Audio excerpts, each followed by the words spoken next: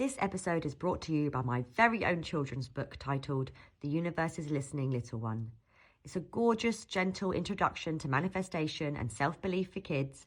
My children absolutely love it, and if you think yours will too, you can find it available now on Amazon. The link is in the show notes. Hello and welcome back to the Universe is Listening podcast. I'm your host, Joanna Hall.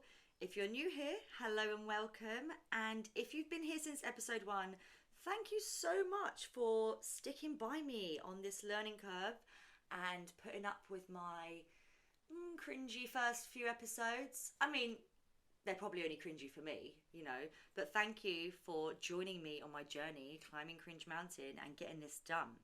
Because honestly, starting a podcast is character building, if anything. Before we even get into today's topic, can we just have a moment for how absolutely shitty the weather has been? I mean, I feel like we've been trapped inside a washing machine for the last 6 months. It's just so cold and wet. I'm just so done with it. How very British of me to start talking about the weather. But this time of year genuinely messes with you, doesn't it? There's actually research that shows January and February are the lowest mood months for us here in the UK. And they are right. There's barely any daylight. Everyone's vitamin D is hanging on by a thread. I mean, most of us are still emotionally and financially recovering from Christmas, and summer just feels like a rumour at this point. So no wonder we're all feeling flat. We're all tired and unmotivated. If that's been you lately, it's not just you guys, it's the season. So hopefully this podcast is a little midweek pick-me-up that we all need, and definitely I need. And on top of that, energetically, we're in a weird place right now. I mean, I don't know if you're into this kind of stuff, and I'm not that into it to be fair, but we are in the last week of the Year of the Snake. You might have seen all this over social media. The Year of the Snake was all about shedding and healing, and we are just about to move into the Year of the Horse, which is all about momentum and moving forward. So basically we're in a state where we're exhausted but hopeful for the coming months. And that leads me on to today's topic, which is soft living. And this probably explains why soft living feels so appealing right now. And that is what we're going to be talking about today. I mean, if you're on TikTok at all, you would have seen it.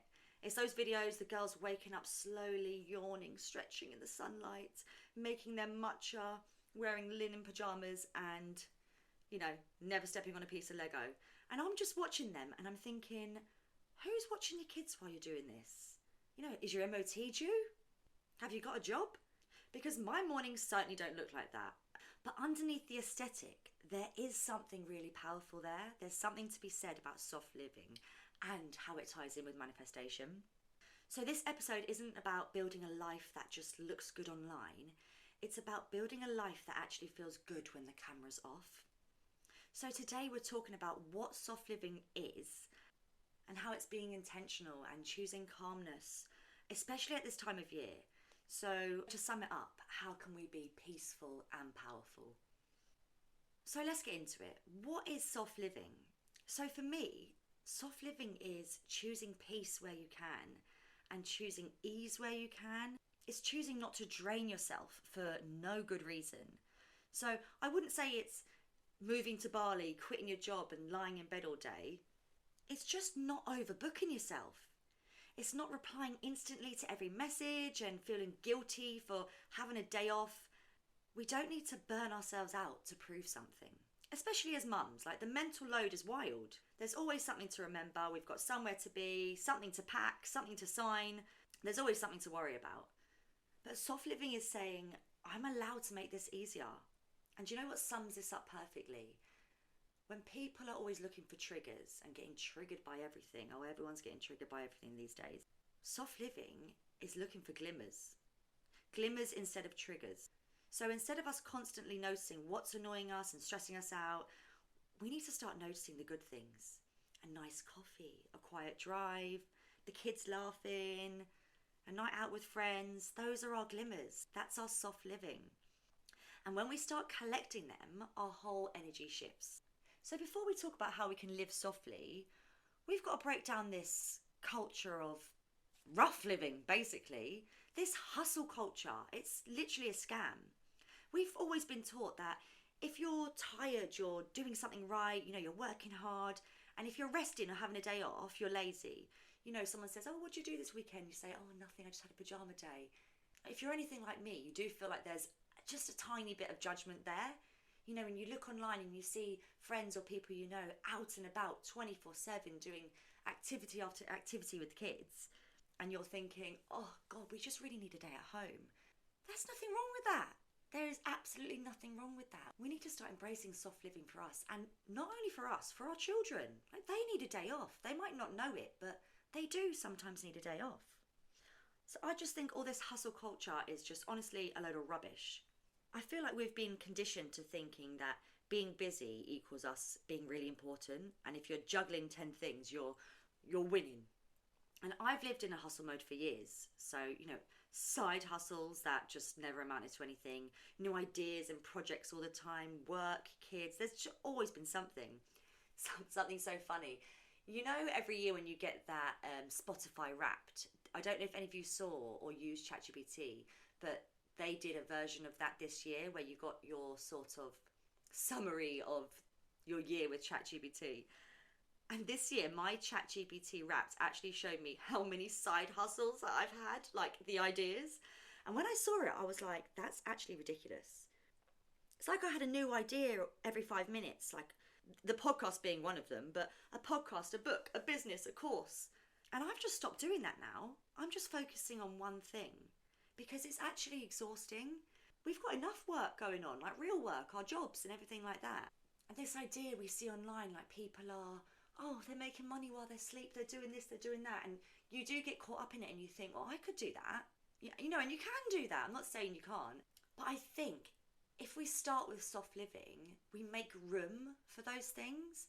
When we're living in like a chaotic, hectic state and we're trying to do all these side hustles and fit everything in and fit all these activities and trips out in, it just crumbles. Like it just doesn't work.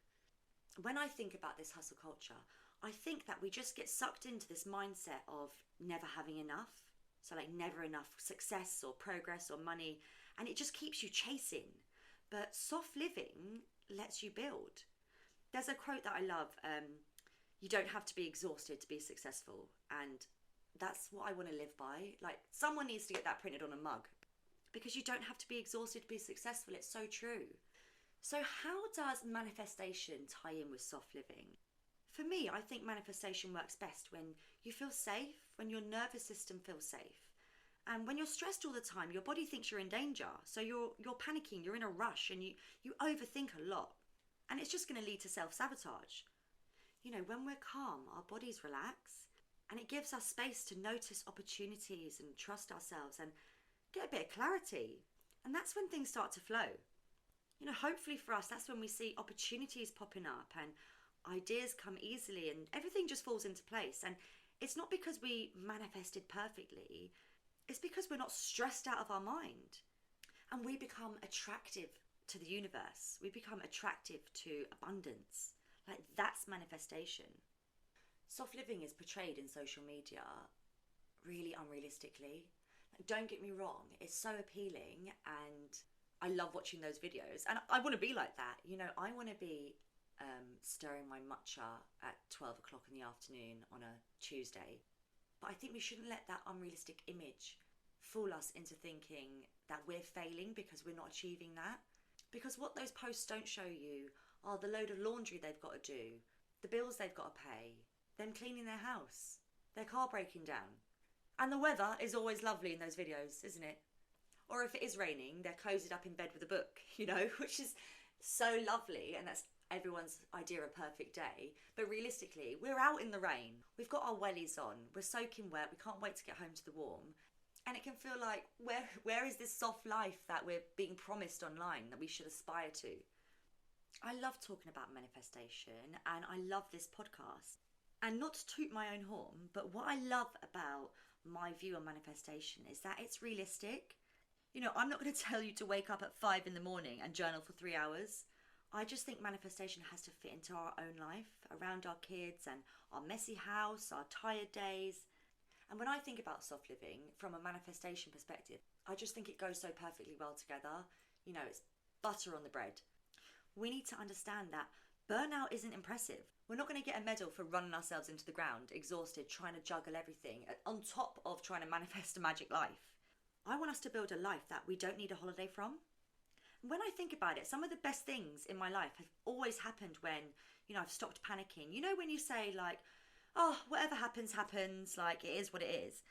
And then you really relax. That's when things happen.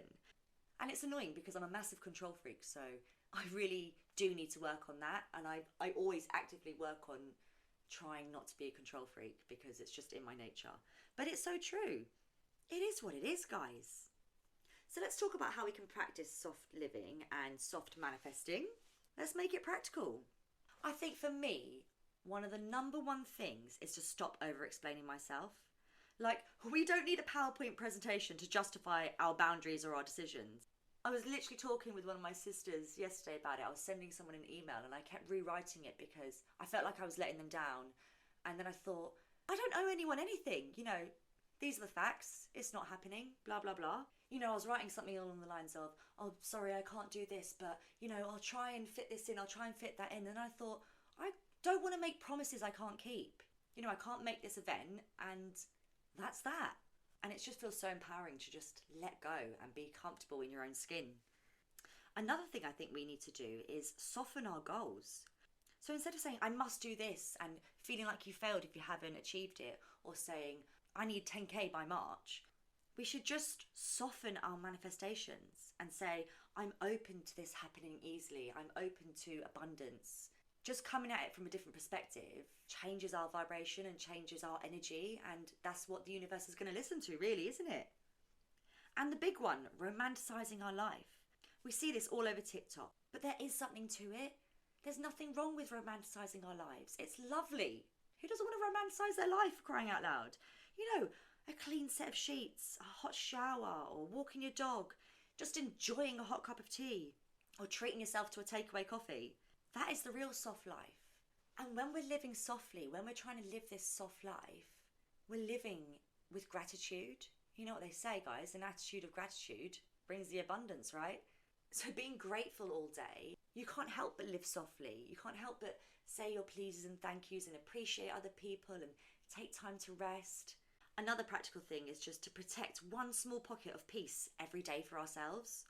Even if it's just sitting in the car in silence or taking an extra 5 minutes in the bath.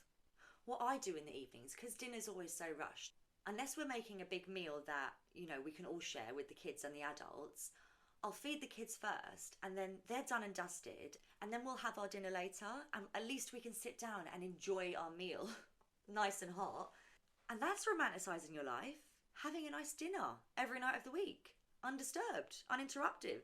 I think another huge tip with soft living is our bloody phones. I mean, we're all on them all the time. I've decided I'm going to set a rule, 4 p.m, maybe 5 p.m, we'll see. After that time, don't expect a reply from me. Unless you're a VIP in my life, you won't be getting a reply anymore after 5 p.m.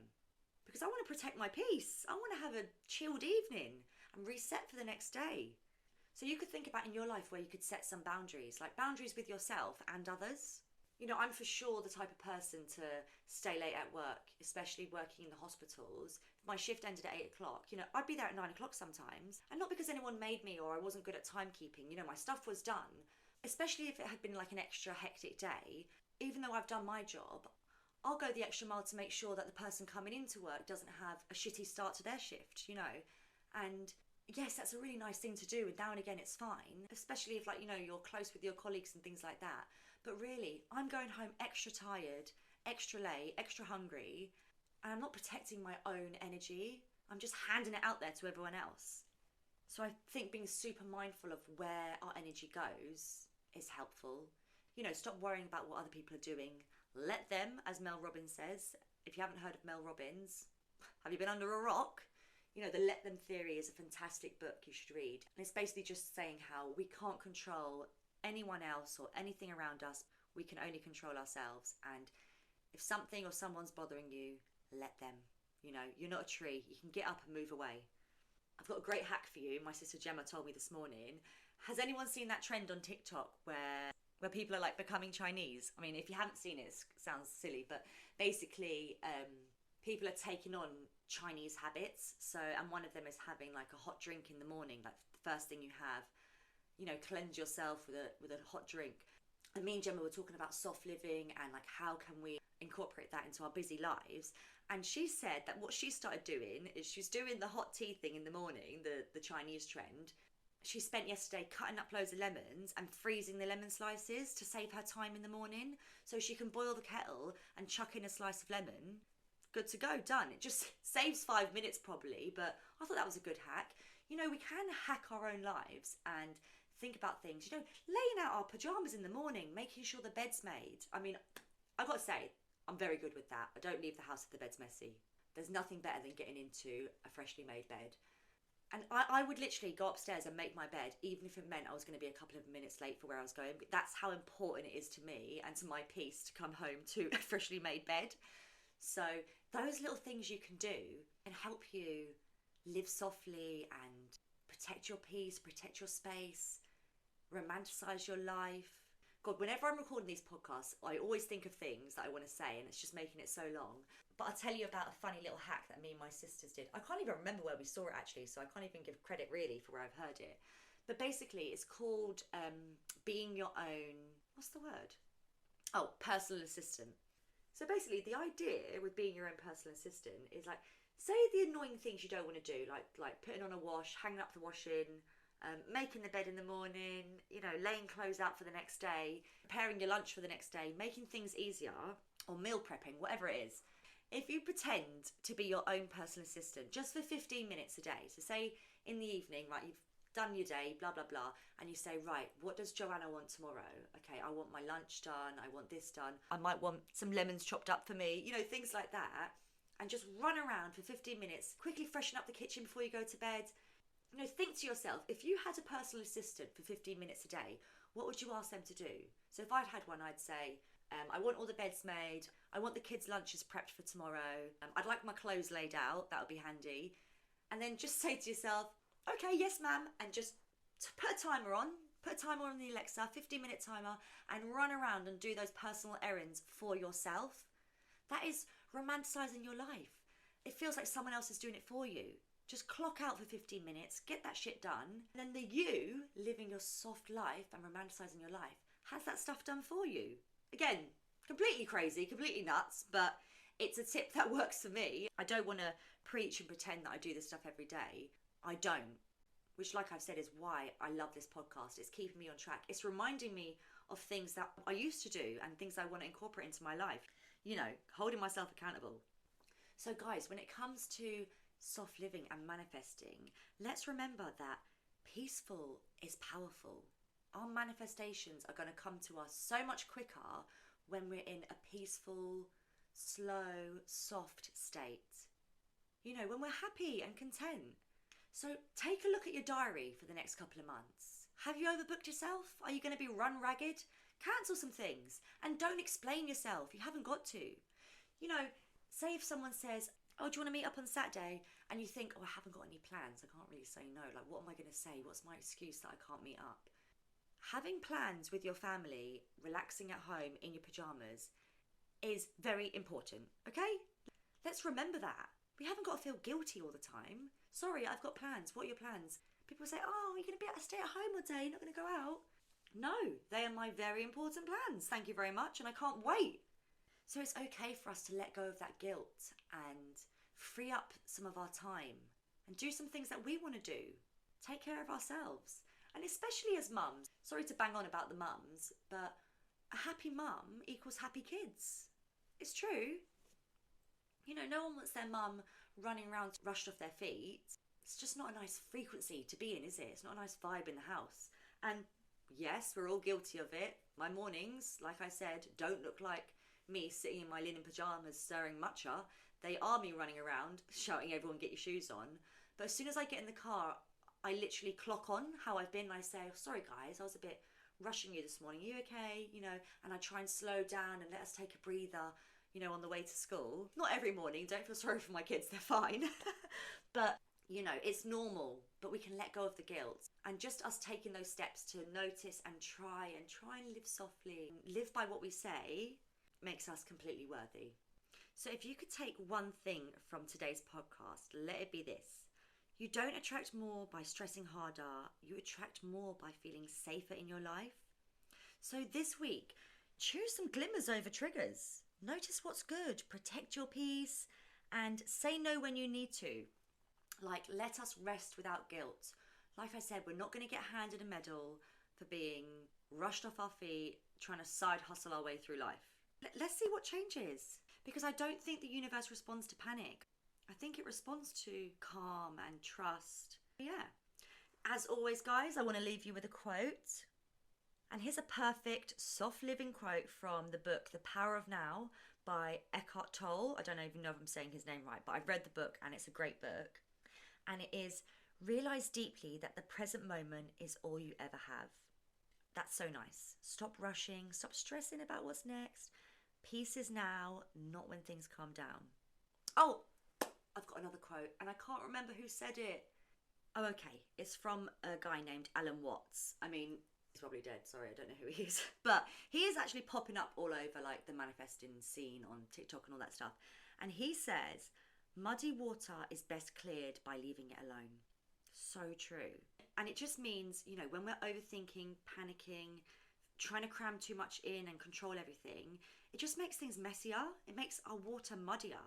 But when we pause and breathe and calm down and start living softly, clarity comes on its own and life settles, just like muddy water. Love that quote. That's all for today's podcast. Thank you so much for tuning in and pressing play wherever you listen. If you like today's episode, please share it, tag me, message me, whatever you want. And I'll see you next week where we'll be talking about minimalism and decluttering our home to declutter our minds. I mean, I love this topic. I am a minimalist at heart for sure. Thank you all again and have a lovely week. Bye.